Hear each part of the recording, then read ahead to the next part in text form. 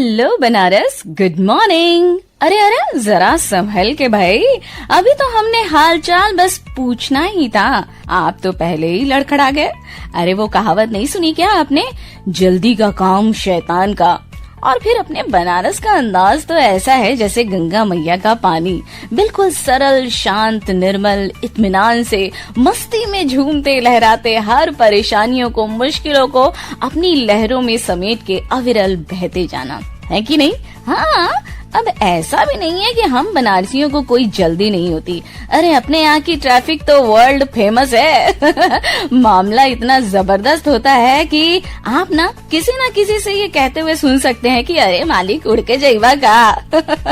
हाल फिलहाल अभी आप जमीन पर ही बने रहिए, क्योंकि वैसे भी उड़ान भरने के लिए पैरों तले जमीन की मदद से एक जबरदस्त पुश की जरूरत तो होती ही है, और शुरुआत भी तो यहीं से होती है।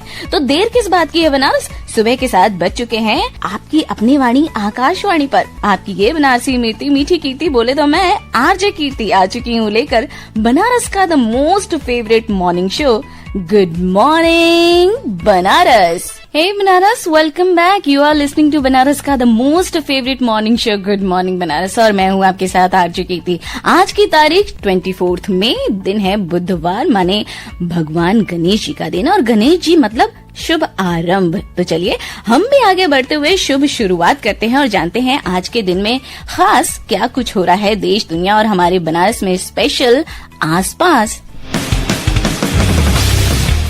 तो बनारस, जैसा कि हमारे माननीय प्रधानमंत्री श्री मोदी जी ने ऑस्ट्रेलिया की धरती पर सिडनी में अपने भारत देश को जल्द ही विकसित यानी कि डेवलप्ड कंट्रीज की लिस्ट में शामिल करने के अपने और साथ ही साथ पूरे भारत देश की जनता के सपने को पूरा करने का ऐलान कर दिया है। इसके साथ ही साथ इस मुहिम में कई प्रोग्रेसिव योजनाओं को अंजाम देने के फैसले पर फाइनल मुहर भी लगा दी है। जिस तरह कोरोना महामारी के दौरान पूरी दुनिया के सामने हमारा देश एक मिसाल बन के उभरा, और फिर कई मायनों में भारतीयों ने अपनी संस्कृति का परिचय देते हुए अपनी प्रतिभा का परचम लहराया। आज विश्व पटल पर ग्लोबली हमारा भारत देश सिर्फ एक अलग पहचान ही नहीं बना चुका है, बल्कि हमारी भारत देश के आगे सारी दुनिया नतमस्तक हो रही है। तो बनारस, प्राउड से मेरे साथ कहिए जय हिंद। बनारस, आपको पता है प्राउड इंडियंस होने के साथ आपके और हमारे में स्पेशल क्या है? वो है कि हम प्राउड बनारस वासी हैं। वो शहर जो स्वयं देवादिदेव महादेव भोलेनाथ की नगरी है, जिनके सामने पूरी दुनिया, पूरा विश्व ही नहीं बल्कि सारा ब्रह्मांड नतमस्तक है। और मैं क्या कहूँ, इस काशी विश्वनाथ धाम के लोकार्पण के बाद से सिर्फ वाराणसी ही नहीं बल्कि आसपास के जिलों में भी व्यापार और कारोबार में लगातार बढ़ोतरी हो रही है, जिसका असर राजस्व संग्रह में भी देखने को मिल रहा है। ऐसे में SGST और CGST के संग्रह में रिकॉर्ड मुनाफा हो रहा है, और जिसके लिए जीरो टॉलरेंस नीति की भूमिका को अहम माना जा रहा है, जिससे कि यूपी में अपराध मुक्त हो गया है। क्या बात है। वैसे बनारस, एक प्रॉब्लम जिसने इस वक्त पूरे देश को घेर रखा है वो है देश में ऊर्जा का संकट, जिसको देखते हुए कोयला मंत्रालय भारत सरकार द्वारा काशी हिंदू विश्वविद्यालय यानी कि BHU को कोयले के बायोमिथेनाइजेशन पर काम करने के लिए एक महत्वपूर्ण परियोजना दी गई है। एक बार फिर से ये बात प्राउड फील करने वाली है, क्योंकि भारत में पहली बार इस प्रोजेक्ट पर अहम अध्ययन करने का श्रेय BHU को मिल रहा है। इस प्रोजेक्ट में ये रिसर्च किया जाएगा कि धरती के अंदर कोयला अपनी जिस नेचुरल स्थिति में रहता है उसे मीथेन में कन्वर्ट करने के लिए जैविक विधि कितनी कारगर सिद्ध होगी। आपको बता दूं, इस विषय पर भारत में अब तक कोई कार्य नहीं हुआ है। ये पहली बार है कि इस तरह का प्रोजेक्ट हमारे भारत देश में अंजाम दिया जाएगा, और इससे फायदा ये होगा कि कोयले को मीथेन में कन्वर्ट करके ग्रीन एनर्जी प्राप्त की जा सकती है। और इसका दूसरा फायदा ये होगा कि कोयला खनन रोकने से पर्यावरण को होने वाले दुष्परिणाम से भी बचाया जा सकता है। क्या बात है। बनारस, इस वक्त हमारे शहर में ये जो खेलो इंडिया यूनिवर्सिटी गेम्स होने वाले हैं, इस महान आयोजन के परिणाम हमारे शहर बनारस के लिए बहुत ही फ्रूटफुल साबित होने वाले हैं, क्योंकि जिस तरह से इस खेलो इंडिया के आयोजन की तैयारियां पूरे जोश से आगे बढ़ रही हैं, कुश्ती और योग के खिलाड़ियों ने अभ्यास शुरू कर दिया है। BHU चौराहे से लेकर सुंदरपुर बरेका रोड पर बड़े बड़े बैनर लगाए गए हैं। आयोजन स्थल पर आज फूड कोर्ट का भी काम पूरा हो जाएगा। खिलाड़ियों के लिए हर फैसिलिटी का पूरा ध्यान रखा जा रहा है। और आपको बता दूं, भारत के लगभग 200 यूनिवर्सिटीज के लगभग 4000 स्टूडेंट्स एथलेटिक्स इस आयोजन में हिस्सा ले रहे हैं, जिसमें कि 21 अलग अलग स्पोर्ट्स के साथ फाइट फॉर ग्लोरी और एक्शन का बेहतरीन नजारा देखने को मिलेगा। और बनारस, मौसम की बात करें तो धूप की जो गर्मी है और चमक, उसका जो हाल है ना, आंखें तो जैसे पूरी खुल ही नहीं रही हैं। और उस पर से ये तेज हवा, जिसके मद्देनजर प्रशासन ने नाविकों को खास निर्देश भी जारी किए हैं, क्योंकि मौसम बदलने के आसार नजर आ रहे हैं। और सुबह सुबह की हल्की फुल्की जो बारिश है ना, उसने इशारा दे दिया है। और इस इशारे से जो सबसे जरूरी बात है वो है आपकी सेहत। इस बारे में आपको विशेष सलाह देने के लिए जुड़ चुके हैं हमारे साथ बनारस के जाने माने कंसल्टेंट फिजिशियन डॉक्टर प्रशांत पांडे सर। आइए सुनते हैं वो हमें क्या बता रहे हैं। गुड मॉर्निंग बनारस, मैं doctor Prashant Kumar Pandey, entry medicine, fellowship in preventive cardiology, as a consultant physician मैं अपनी सेवाएं दे रहा हूँ। आज मैं गुड मॉर्निंग बनारस के माध्यम से आप सभी के बीच इस बदलते मौसम में क्या क्या सावधानियां रखनी चाहिए, इस बारे में मैं विस्तृत आपसे चर्चा करूंगा।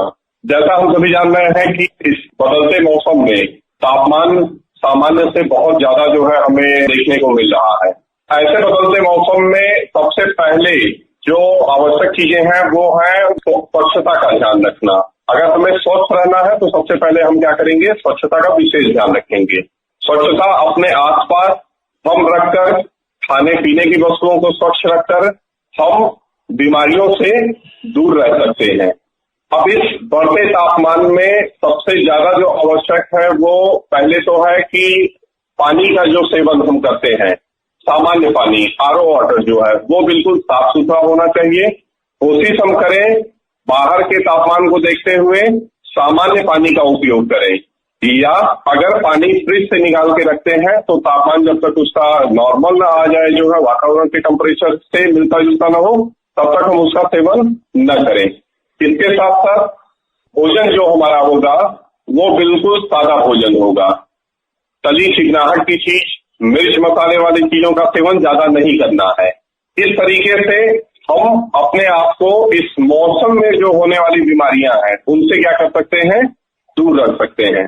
साथ ही इस समय बदलते मौसम में और उच्च तापमान में सबसे जरूरी है वो ये कि हाइड्रेशन सबसे ज्यादा जरूरी है। हम अपने आप को अगर हाइड्रेटेड रखेंगे तो इस बदलते मौसम में जो भी बीमारियां हो रही हैं उन बीमारियों से हम क्या करेंगे, अपने आप को बचाकर रख सकते हैं। अब इस बदलते मौसम में हम देखते हैं कि कहीं न कहीं संक्रमण हमको होने का खतरा रहता है। जब ये तापमान जो है बदलते मौसम के साथ साथ बारिश का मौसम भी शुरुआत होता है, तो ऐसे मौसम में ज्यादातर जो बीमारियां हैं वो जल जनित होती हैं, मतलब जल में जो इकट्ठा जल होता है उनके संक्रमण की वजह से। तो ऐसी स्थिति में हमें स्वच्छ पानी का उपयोग करना है। साथ ही अपने खाने में हमें सलाद का सेवन भरपूर मात्रा में करना है। इन सभी संसाधनों का और उसके साथ साथ सावधानियों का उपयोग करते हुए इस बदलते तापमान के मौसम में अपने को स्वस्थ रख सकते हैं। जो गर्मी का मौसम है अगर हम देखें तो इस मौसम में कुछ हमारी जो दिनचर्या होती है वो दिनचर्या बहुत ही प्रभावी रूप से हमको स्वस्थ रखने में, या जो भी लोग अस्वस्थ है या पहले से उन मरीजों में जिनको blood pressure, sugar, thyroid, cholesterol की बीमारियां हैं, तो उनमें ये कैसे जो है उनको प्रभावित करता है। और अगर ऐसे अवस्था में जो है जो बीमारियां चली आ रही हैं लोगों में, उनसे हम कैसे उनको बचा सकते हैं। तो इसके लिए सबसे एक ही बड़ा मूल मंत्र है कि आप सभी लोग अपनी दिनचर्या को नियमित रखिए। सुबह पहले तो 6 से 8 घंटे की नींद लेना, उसके साथ साथ सुबह उठकर व्यायाम करना, प्राणायाम, योग करना, इसके साथ साथ समय पर संतुलित, अंकुरित, फाइबर युक्त जो है नाश्ते का उपयोग करना, दोपहर में वसा रहित भोजन का उपयोग करना और उसके साथ साथ भोजन के साथ साथ पर्याप्त मात्रा में हरी सलाद का सेवन करना।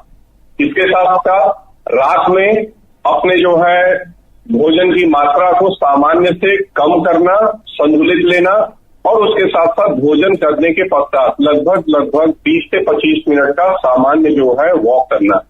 इन सभी दिनचर्याओं से, इन सभी जो है संतुलित खाद्य पदार्थों से अच्छी जीवन शैली हम जीकर स्वस्थ रह सकते हैं। धन्यवाद। Thank you so much, Dr. Saab, for this valuable information. So for now, Banaras good morning Banaras में अब हम उस मकाम पर आ गए जहाँ इतनी सारी इन्फॉर्मेशन के साथ बारी है आज के दिन के बारे में कुछ विशेष जानने की. So let's move on to the pages of history to know about some special events of today. तो आज के दिन यानी कि 24 मई सन 1915 में थॉमस अल्वा एडिसन ने टेलीस्क्राइब का आविष्कार किया था. साल 1930 में एमी जॉनसन नामक महिला अकेले विमान उड़ाकर लंदन से ऑस्ट्रेलिया पहुंची थी. और अब बात करें आज के उन स्पेशल पर्सनालिटीज की जिनका है आज बर्थडे, तो इस लिस्ट में सबसे पहले नाम आता है बछेंद्री पाल का, जो है माउंट एवरेस्ट पर चढ़ने वाली प्रथम भारतीय महिला. आज ही के दिन यानी कि 24 मई को साल 1954 में हुआ था उनका जन्म. भारतीय थल सेना के जाबाजों में से एक सुधीर कुमार वालिया का साल 1969 में हुआ था जन्म. प्रसिद्ध बांग्ला कवि, संगीत सम्राट, संगीतज्ञ और दार्शनिक रहे काजी नजरुल इस्लाम आज ही के दिन साल 1899 में जन्मे थे. भारत के प्रसिद्ध क्रांतिकारियों में से एक करतार सिंह सराभा का भी है आज जन्मदिन. साल 1896 में वो इस धरती पर आए थे. 1819 में ग्रेट ब्रिटेन और आयरलैंड की महारानी विक्टोरिया का हुआ था जन्म. और इसके साथ ही बात करें हमारे हिंदी फिल्मों के महान संगीतकार राजेश रोशन, उनका भी है आज बर्थडे. और अब याद करें उन ग्रेट पर्सनालिटीज की जो आज के दिन इस दुनिया को अलविदा कह गए. तो साल 2000 में हिंदी फिल्मों के प्रसिद्ध गीतकार और शायर रहे मजरूह सुल्तानपुरी जी का हुआ आज ही के दिन निधन. ब्रह्म समाज के प्रसिद्ध नेता रहे प्रताप चंद्र मजूमदार आज ही के दिन ईयर 1905 में इस दुनिया को अलविदा कह गए. प्रसिद्ध यूरोपीय खगोल शास्त्री व गणितज्ञ निकोलस कॉपरनिकस का आज ही के दिन ईयर 1543 में हुआ था निधन.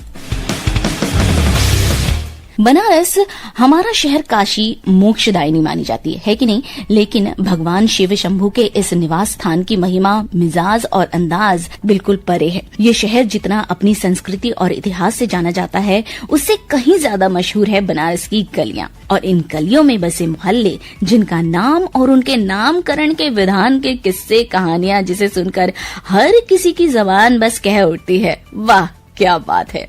एक बड़े कालखंड को खुद में समेटे बनारस के ये ऐतिहासिक मोहल्लों की जो बनावट है और जो बसावट है मन में एक अलग ही भाव पैदा करती है.